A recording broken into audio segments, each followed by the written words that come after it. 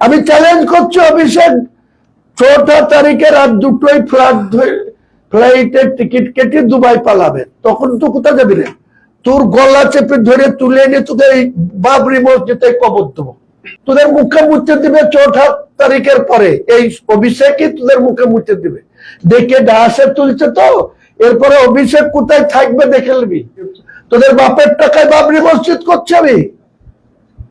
মুসলমানদের যারা সাহায্য দিয়েছে তারা যদি আমার কাছে এসে বলে আপনি বাবরি মসজিদ প্রতারণা করেছেন, আমি 100 টাকা দিয়েছি আমাকে ফেরত দেন, এক্ষুনি নিয়ে যাবে। আর মমতা ব্যানার্জি, আমি যতক্ষণ বেঁচে আছি তোমাকে বাংলার মুখ্যমন্ত্রী হতে দেব না, দেব না, দেব না। তোমার যত শক্তি থাকে লাগাও, এখনো 6 দিন সময় আছে। চ্যালেঞ্জ করলাম, মমতা ব্যানার্জি আগামী দিনে বাংলার মুখ্যমন্ত্রী হবে না। কার শক্তি কত বেশি 4ঠা মে দেখাবো। দাদা ওয়েট করুন না, আরো 2-3 দিন আছে, ওয়েট করুন। কয়লা চোর, বালি চোর, তুলাবাজ, তারপরে সুদীপ্ত সেনের টাকা নিয়ে 2011 সালে মুখ্যমন্ত্রী হয়েছে, চোরের মায়ের বড় গলা। এদের যে আইপ্যাকের আজকে অপেক্ষা করেন, কাল পর্যন্ত প্রতীক জৈনকে যদি বাংলায় পান, প্রতীক জৈনের স্ত্রীকেও ডেকেছে ইডি, তার ভাইকেও ডেকেছে, রাত্রের মধ্যেই যাবে লকআপে। ইডি মমতা ব্যানার্জির আইপ্যাকের কর্ণধারকে অ্যারেস্ট করতে পারছে, আর হুমায়ুন কবির যদি কারোর সাথে টাকা নিয়ে থাকে, হাজার তো দূরের কথা, যদি 1 কোটি টাকা ব্যয় নিলেন, এখানে রাস্তা ধরে ধরে চেকিং করে করে 2 লাখ টাকার উপরে যার কাছে টাকা থাকছে সেটা সিজ করছে। এই মমতা ব্যানার্জি যখন বলছে ও যা উন্নয়ন করেছে, কোরআনের পাতা শেষ হয়ে যাবে, তার উন্নয়ন শেষ হবে না। এই দাড়িওয়ালা মুসলমানরা, এই মুনাফেকরা, তোরা মমতা ব্যানার্জির সেই প্রতিবাদ করতে পারিস?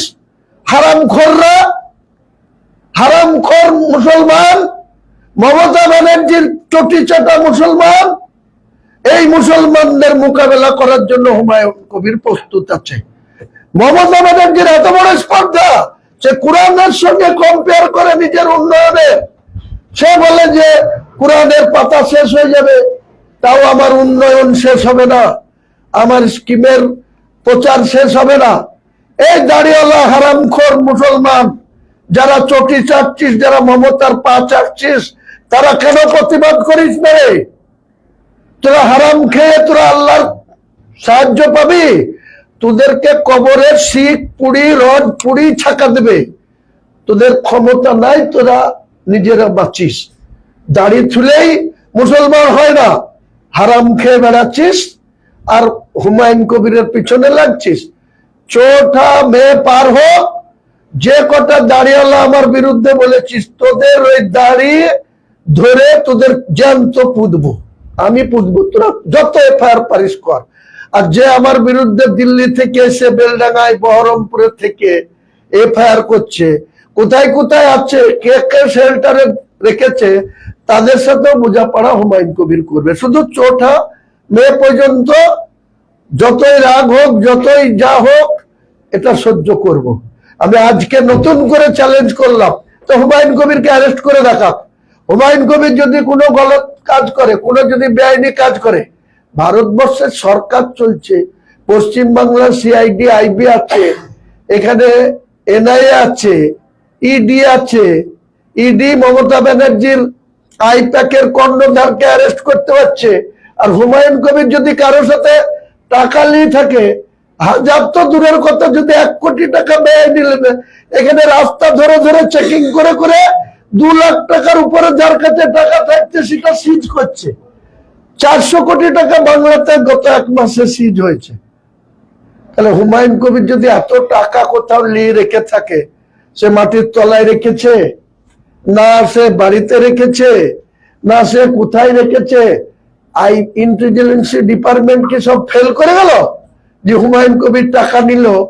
এই বোকা 1 শ্রেণীর মুসলমান আছে, শতকরা 20% মুসলমান বোকা বোকা বোকা। আমি বলছি, যদি সেই বোকারা পারে, তারা যে বুদ্ধিমান সেটা প্রমাণ করুক আমার কাছে।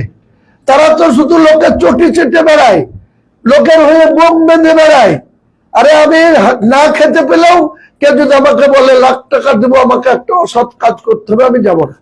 কিন্তু বোকা মুসলমানদের একটা অংশ তো এই করে বেড়ায়, নিজের জীবনকে তুচ্ছ করে বোম বেঁধে বেড়ায়, বেআইনি কাজ করে বেড়ায়, হিরোইন খেয়ে বেড়ায়, গেঁজা খেয়ে বেড়ায়।